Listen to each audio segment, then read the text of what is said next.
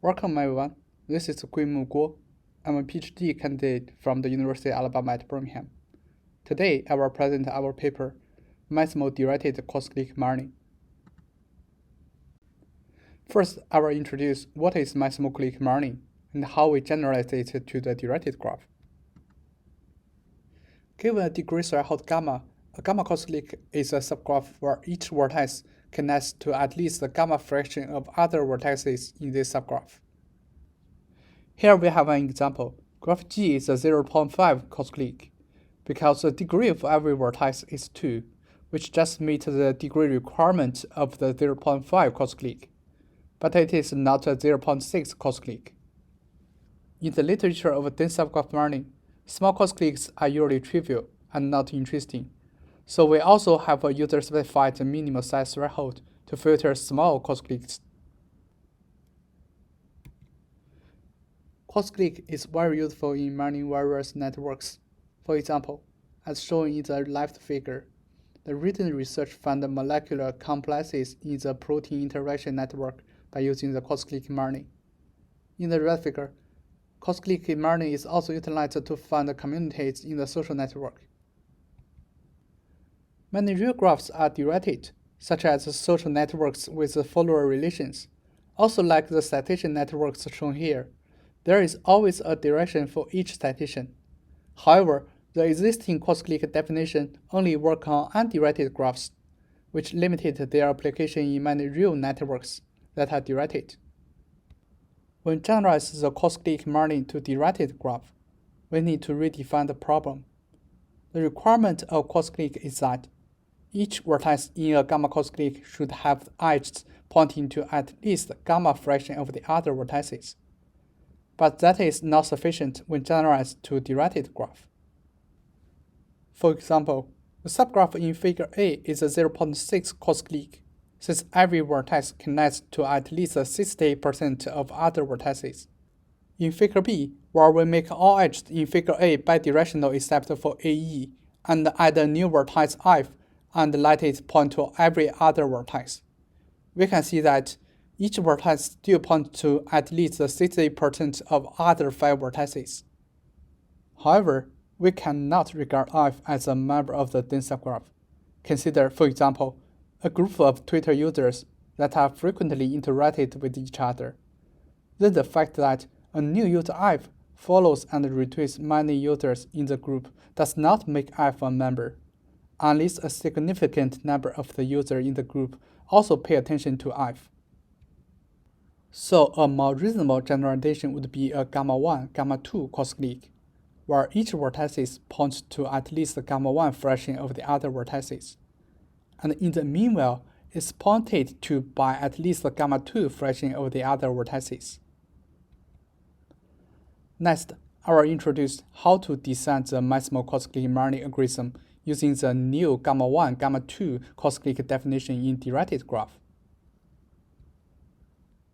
The set enumeration search tree framework is a popular approach for learning cross-cliques. In this slide, we show how we can explore the vertex set of the result subgraph by the depth-first backtracking in a vertex set enumeration tree. Specifically, let's use i's to denote the set of vertices that are already in the subgraph, and use extension s to denote the set of vertices that can be added to i's to form a valid dense subgraph. In the set enumeration tree, we only show the set i's at each node. To avoid the redundancy, we only add the new vertices into the set if its ID are larger than those vertices that are already in the set i's. For example, to get A, B, D, we do not group B, D by A, but group A, B by D. For cross-clique learning, the recursive serial algorithm basically examines the set enumeration tree in depth-first order. To reduce the search space, the learning algorithm integrated several effective pruning techniques to prune the unqualified vertices as early as possible. For undirected graph, we already have 7 pruning rules for cross-clique learning. In this work, with the new gamma-1, gamma-2 cross-clique definition, we redesigned and reproved the correctness of the 7 pruning rules for directed cross-clique learning. Due to the limited time, we will only show the diameter-based pruning rules in the undirected graph, and how we generalize it to directed cos-clique learning. In an undirected graph, given different gamma parameters, we can derive the upper bound of the cos-clique diameter as shown here. Next, I will only prove the case when gamma is larger or equal to 0.5. Recall that, in a gamma cos-clique, each vertex needs to connect to at least a gamma fraction of other vertices. Given a gamma no less than 0.5, the diameter of the gamma cos-clique is at most 2. This can be easily proved as follows. For any two vertices u and v in the gamma cos-clique, based on the definition, they should both connect to at least 50% of other vertices. If we assume the neighbors of u and v do not overlap, then the total vertex count of u, v, and their neighbors will become 1 larger than the cos-clique size, which leads to a contradiction. As a result, u and v must share a neighbor if they are not adjacent to each other. Since u and v can be any pair of vertices in the gamma cos-clique, the diameter of the cos-clique is at most 2. Based on this pruning rule, we can prune vertices in extension S which are not within 2½ from any vertices in S. For directed graph, given the gamma 1 and gamma 2, we can also derive the diameter upper bound as shown here, where the gamma max is the larger one of 2 gamma parameters. Please check the proof detail in our ICDE paper. For the special case where the gamma 1 and gamma 2 are both larger or equal to 0.5, we can find a much tighter vertex candidate set that can form cos-cliques with vertex V, which is denoted as BV here. Unlike the undirected setting where we can only prune vertices beyond 2½ from V when gamma larger or equal to 0.5, here we compute BV as follows to locate and remove unpromising vertices iteratively, even when they are within 2½. Specifically, when both gamma 1 and gamma 2 are larger or equal to 0.5, we have U is in with 2½ candidate set if U can meet any of the following case. Due to the limited time, here we only show the proof for case 2. In case 2, vertex V is already U's outgoing neighbor, so we only need to consider U's incoming direction. As a requirement of gamma 1 gamma 2 cos-clique, V should point to at least gamma 1 fraction of other vertices, and U should be pointed back by at least gamma 2 fraction of other vertices. Since gamma 1 and gamma 2 are both larger or equal to 0.5, like undirected graph, they must share a neighbor W as shown here, or the total vertex count of U, V, U's incoming neighbor, and V's outgoing neighbor will be 1 larger than the cos-clique size, which lead to a contradiction. We can prove all the other 3 cases in this way. For case 2 and 3, each time when we prune vertices using one case, it may trigger the pruning rule of another one. For example, U1 is with 2½ candidate as it meets the requirement in case 2, where V is U1's outgoing neighbor, and they are also connected in U1's incoming direction. But U2 is not candidate vertex when considering the cos-clique including V, as U2 is only connected with V in V's outgoing direction. They miss the edge in V's incoming direction as shown in case 3. But once U2 is removed, it will break the condition for U1 and also make U1 invalid. So we can iteratively prune vertices using this diameter-based pruning rule. The algorithm to compute the valid 2½ of V can thus be formulated as shown here. Iterative pruning is conducted in line 2 to line 5, since a shared neighbor W in case 2 could be pruned by case 3, making U invalid in case 2 animal, and vice versa. This is only for the diameter-based pruning rule. Please check our ICDE paper for the detail of all the 7 pruning rules. We also developed a kernel expansion approach for finding top K large gamma 1, gamma 2 cos-cliques. The big insight is that the smaller the gamma, the harder to find all the qualified cos-cliques because of the large search space. However, we can first run the program with a pair of larger gamma ratios to get the compact cos-cliques at the kernels. It will be easier to find the qualified cos-clique by expanding from those kernels. In this example, given gamma 1 and gamma 2 equal to 0.5, we first find the cross-cliques with gamma 1' and gamma 2' equal to 1. Then from those cross-cliques, we select the top k prime large east kernels, then expand those kernels to gamma 1, gamma 2 cross-cliques, and return the top k large east results. However, expansions from different kernels may repeatedly search the same set emission tree nodes and result in the same cross-clique. To avoid the redundancy search, we also design a concurrent trie, which is shared by all computing threads. If the set enumeration subtree is already searched by other kernel, we will stop the further search for this subtree. Here we illustrate the effectiveness of the kernel bootstrapping approach on 3 datasets. Note that with smaller gamma 1, gamma 2, directly mining cross-cliques from scratch is much more time-consuming, as shown by column without kernel runtime. When using kernel expansion, we have 2 stages, kernel mining stage and kernel expansion stage. They sum up to be the total runtime, as shown by the column stage 1 and 2 runtime, which is then compared with the from-scratch runtime to obtain the speed-up achieved by our kernel expansion method.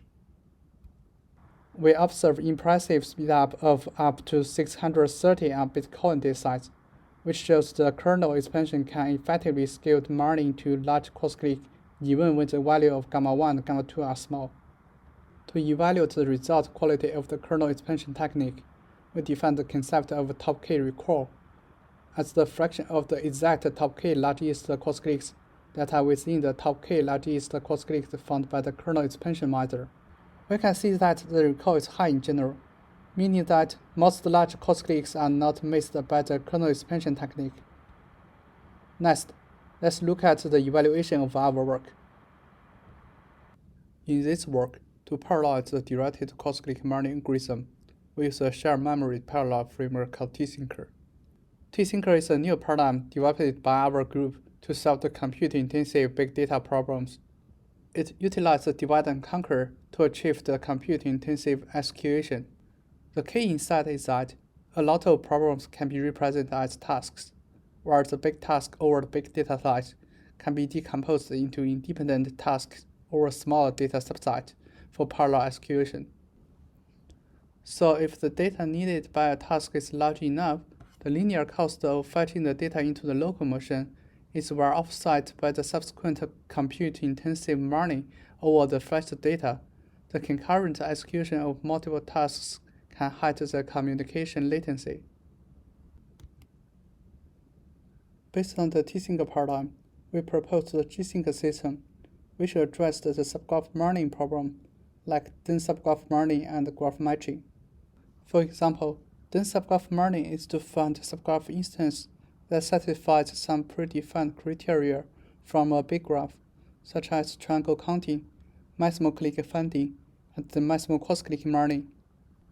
G-Sync addresses the dense subgraph mining problem by spawning tasks from individual vertices, and then grow candidate subgraphs for mining. The big tasks can be decomposed into smaller tasks to divide the workload by multiple CPU cores. Our G-Sync provides a subgraph-centric API that is natural for writing graph mining algorithms. We already implemented several graph mining applications on top of it. Our system is orders of magnitude faster than existing systems, and the scale to graphs orders of magnitude larger given the same hardware environment. The related works following this direction are published in recent years ICDE and VLDB. Using T-Sync framework, another data mining problem we considered is frequent pattern mining. Unlike the dense subgraph mining problem, which is pattern to instance style, here we want to find the patterns that are frequently appeared in the database, which is instance to pattern style. On top of T-Sync framework, we have implemented the frequent pattern mining for sequence, subgraph, tree, and matrix. Those works are also published in ICDE, VLDB, and TOAST. You are very welcome to check out our papers. In this work, we also parallelize the directed cross-clique mining algorithm using our T-Sync framework. To evaluate our program, we ran our experiment using 8 real graph datasets. Here is the dataset information. Recall that we have directed cross-clique parameter tau size gamma 1, gamma 2. We tune their values on each data site so that some selective results are returned, but not overwhelmingly many. Those default parameters are summarized here, along with the numbers of maximal gamma 1, gamma 2 cos-cliques of sets larger or equal to tau size. Here we show the performance of our serial learning program without pruning rules, the performance of a parallel program, and the speedup achieved. Our parallel programs were run with 32 concurrent learning threads. Our program has two stages. The first one is a pre-processed stage to compute the two-hop candidate set for all vertices, and the second one is a set-in-motion search for cos-clique learning. We can see that the speedup with 32 threads looks good on most datasets, especially for those time-consuming cases. We also have other experiments, like the scalability experiments and the ablation study. Please check more experiments in our ICDE paper. Using the order citation network, we designed a case study to demonstrate the necessary of our new gamma 1, gamma 2 cos-clique formulation.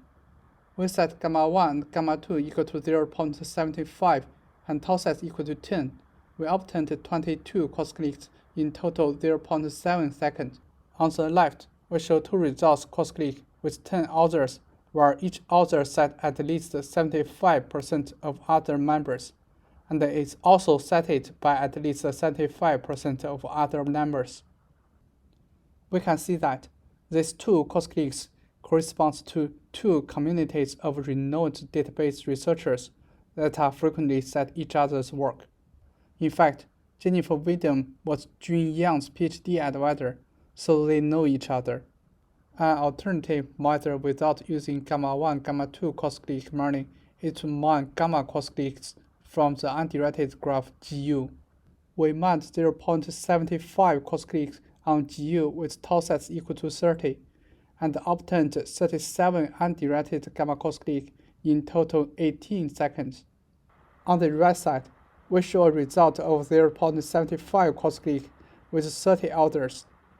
Note that the 10 orders plotted on the inner circle are exactly those in the top left gamma cos-clique. However, some orders on the outer circle may have a low inbound and outbound degree.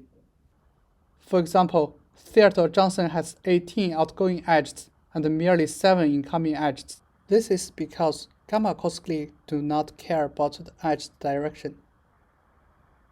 We remark that the community at the top left cannot be found here, since it is not maximal given the cos-clique on the right. Moreover, we also cannot further reduce the set threshold from 30 to as low as 10, since there are already almost 1 million 0.75 cos-cliques when we reduce the set threshold to 25. This shows the necessity of our gamma 1, gamma 2 cos-clique formulation for finding highly cohesive directed subgraph in the real directed networks. Recall that our algorithm can also handle the case when gamma 1 and or gamma 2 smaller than 0.5. We only need to replace two-hop candidate site with weights 3 by gamma max hop neighbor site. We meant 0.6 and 0.4 cos-cliques on G with set threshold equal to 22 in 1.7 seconds and obtained only one valid cos-clique. In the results cos-clique shown here, Laura has 13 outgoing edges and 9 incoming edges. Laura actually has the lowest in degree in the community, but she is still connected by 42% of other researchers, so the community is still valid 0.6, 0.4 cos-clique. Note that Laura was not in all previous visualized communities when our threshold value are 0.75. But she is still in a relatively dense community if we lower our dense criteria a little bit. Since the community shown here is only 0.6, 0.4 cos-clique, with vertex size no less than 22, it is clear statistically significant, and Laura should be considered research active. We have released our code on GitHub. You are very welcome to follow our work and try out our code. Thank you.